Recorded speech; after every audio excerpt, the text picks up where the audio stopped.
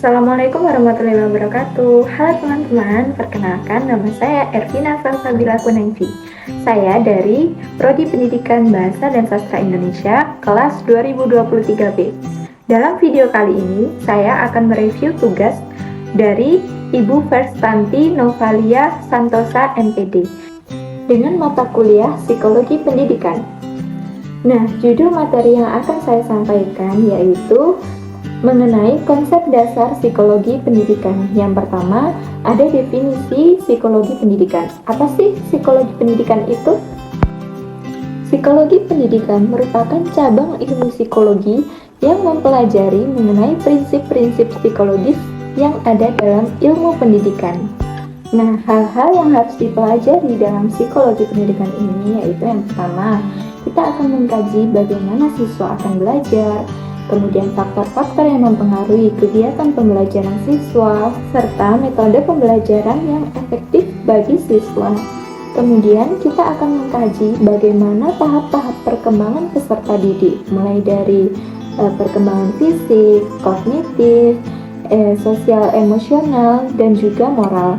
Kemudian kita akan meneliti bagaimana memotivasi siswa supaya mereka memiliki antusiasme dan semangat yang tinggi ketika belajar. Nah, kemudian ada ruang lingkup psikologi pendidikan. Apa sih ruang lingkup psikologi pendidikan itu? Ruang lingkup pembahasan dari psikologi pendidikan tidak hanya berfokus pada teori-teori dalam psikologi pendidikan sebagai sebuah ilmu, akan tetapi juga membahas segala aspek dari para siswa, khususnya ketika mereka terlibat dalam proses belajar mengajar. Secara garis besar, pokok bahasan dari psikologi pendidikan terbagi menjadi 3 macam. Yang pertama, pokok bahasan mengenai belajar, yaitu membahas mengenai teori, prinsip, dan ciri dari perilaku belajar para siswa. Yang kedua, pokok bahasan tentang proses belajar, yaitu membahas tentang tahapan pembuatan dan peristiwa yang terjadi dalam kegiatan belajar siswa. Poin yang ketiga, pokok bahasan mengenai situasi belajar, yaitu membahas tentang suasana dan keadaan lingkungan, baik bersifat fisik maupun non-fisik yang berkaitan dengan kegiatan belajar siswa. Nah, dari 3 pokok bahasan tersebut, kita dapat memahami bahwasannya masalah belajar merupakan pokok bahasan yang paling penting dan paling inti dalam psikologi pendidikan. Untuk selanjutnya, saya akan membahas mengenai tujuan dari psikologi pendidikan. Kenapa kita harus mempelajari psikologi pendidikan? Untuk itu, simak terus ya. Tujuan utama psikologi pendidikan adalah untuk memahami dan meningkatkan proses belajar mengajar serta perkembangan peserta didik. Nah, berikut ini adalah beberapa tujuan penting dari psikologi pendidikan. Yang pertama, memahami proses belajar. Psikologi pendidikan bertujuan mengkaji dan memahami bagaimana proses belajar terjadi pada peserta didik, termasuk faktor-faktor yang mempengaruhinya. Yang kedua, mengembangkan pembelajaran yang efektif. Psikologi pendidikan berupaya mengembangkan metode, strategi, dan teknik pembelajaran yang dapat meningkatkan efektivitas proses belajar mengajar. Yang ketiga, memahami karakteristik dan perkembangan peserta didik. Psikologi pendidikan bertujuan untuk mengkaji tahap-tahap perkembangan sosial emosional dan moral peserta didik pada berbagai jenjang usia. Yang keempat, mengidentifikasi dan mengatasi masalah belajar. Psikologi pendidikan berupaya membantu mengatasi masalah-masalah belajar yang dialami oleh peserta didik seperti kesulitan belajar, kemudian motivasi rendah, dan gangguan perilaku. Yang kelima, meningkatkan motivasi dan minat belajar. Psikologi pendidikan bertujuan memahami faktor-faktor yang dapat meningkatkan motivasi dan minat belajar peserta didik. Nah, untuk selanjutnya, saya akan membahas mengenai manfaat dari mempelajari psikologi pendidikan. Berikut ini merupakan beberapa manfaat dari psikologi pendidikan. Yang pertama, memahami proses belajar. Psikologi pendidikan dapat membantu memahami bagaimana siswa belajar, menyerap informasi, dan mengembangkan pemahaman. Pengetahuan ini juga memungkinkan pendidik merancang strategi pengajaran yang lebih efektif dan sesuai dengan kebutuhan siswa. Yang kedua, meningkatkan motivasi belajar siswa. Psikologi pendidikan dapat menyediakan wawasan tentang faktor-faktor yang mempengaruhi motivasi belajar siswa, sehingga pendidik dapat menciptakan lingkungan belajar yang mendorong keterlibatan dan antusiasme siswa. Yang ketiga, mengakomodasi perbedaan individu. Psikologi pendidikan membantu mengidentifikasi dan memahami keragaman gaya belajar, kemampuan, dan kebutuhan khusus siswa, sehingga memungkinkan bagi seorang pendidik untuk menyesuaikan pendekatan pengajaran dan memberikan dukungan yang tepat bagi setiap siswa. Yang keempat, mengembangkan lingkungan belajar yang kondusif. Psikologi pendidikan akan membantu memahami bagaimana faktor-faktor lingkungan seperti interaksi sosial dan penggunaan teknologi dapat mempengaruhi proses belajar, sehingga dapat memungkinkan seorang pendidik untuk menciptakan lingkungan belajar yang mendukung dan memfasilitasi pembelajaran yang optimal. Untuk selanjutnya, saya akan membahas mengenai objek dan metode psikologi pendidikan.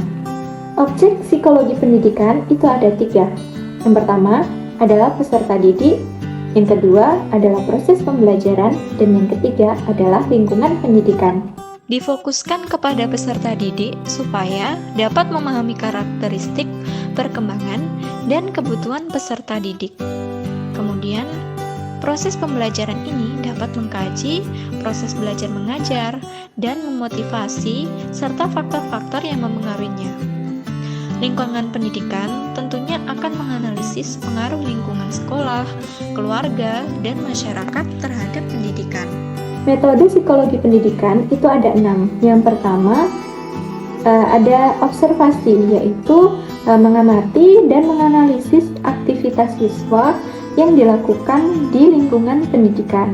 Yang kedua ada wawancara, yaitu mengumpulkan informasi dan pemahaman mendalam dengan cara melakukan tanya jawab terhadap siswa atau peserta didik, terhadap guru, dan pihak yang terkait. Yang ketiga, ada tes dan pengukuran, yaitu menggunakan alat ukur psikologis untuk mengevaluasi kemampuan, kepribadian, atau aspek lain pada peserta didik. Yang keempat, eksperimen, yaitu melakukan penelitian dengan memberikan perlakuan tertentu untuk melihat pengaruhnya terhadap proses pembelajaran. Poin yang kelima ada studi kasus, yaitu mengkaji secara mendalam tentang individu atau kelompok tertentu dalam konteks pendidikan.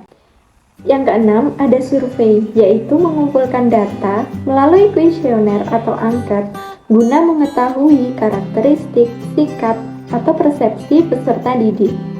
Nah, metode-metode ini digunakan oleh para peneliti dan praktisi psikologi pendidikan untuk memperoleh pemahaman yang komprehensif tentang fenomena belajar mengajar, serta dapat mengembangkan strategi dan intervensi yang efektif dalam konteks pendidikan. Untuk selanjutnya, saya akan membahas mengenai peranan psikologi perkembangan dalam pendidikan. Psikologi perkembangan memainkan peran penting dalam pendidikan karena memberikan pemahaman yang mendalam tentang bagaimana individu berkembang dan belajar pada berbagai tahap kehidupan. Yang berikut ini beberapa peran utama. Yang pertama, memahami tahap perkembangan peserta didik.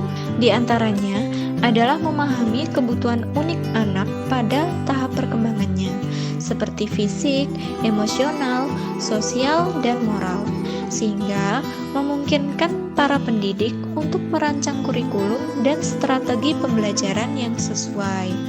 Yang kedua, ada pengembangan metode pembelajaran yang efektif. Dengan memahami bagaimana anak-anak belajar dan berkembang, pendidik dapat mengadaptasi metode pengajaran, alat bantu, dan lingkungan belajar yang mendukung proses pembelajaran. Poin yang ketiga, ada identifikasi dan penanganan kesulitan dalam belajar.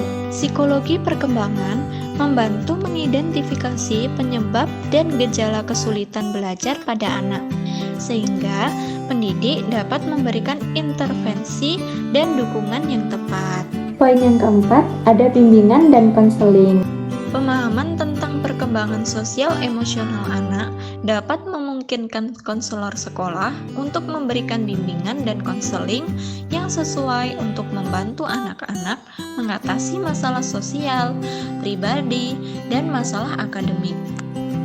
Nah teman-teman, itu tadi merupakan beberapa materi yang sudah saya sampaikan mengenai konsep dasar psikologi pendidikan. Apabila dari penjelasan saya ada yang kurang difahami, kalian bisa komen di dalam kolom komentar. Nah, saya Ervina Salsabila Kunaifi mengucapkan terima kasih sudah menonton video saya, dan saya akan pamit undur diri. Sekian dari saya. Wassalamualaikum warahmatullahi wabarakatuh. Dadah.